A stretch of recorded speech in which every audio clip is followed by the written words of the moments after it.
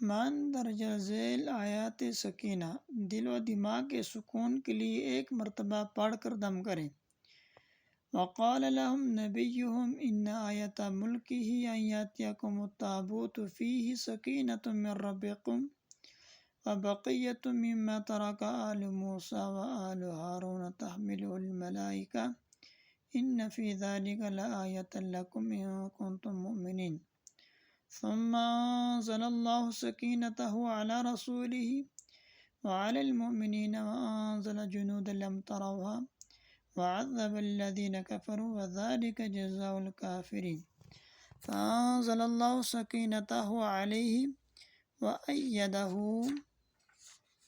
بجنود لم تروها وجعل كلمة الذين كفروا السفلى وكلمة الله هي العليا والله عزيز حكيم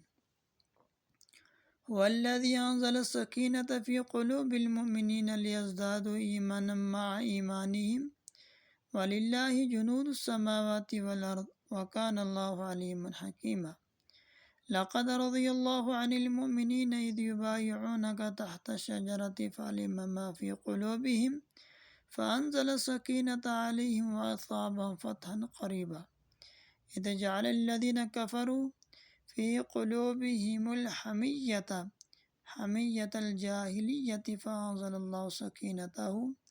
على رسوله وعلى المؤمنين وألزمهم كلمة التقوى وكانوا أحق بها وأهلها وكان الله بكل شيء عليما۔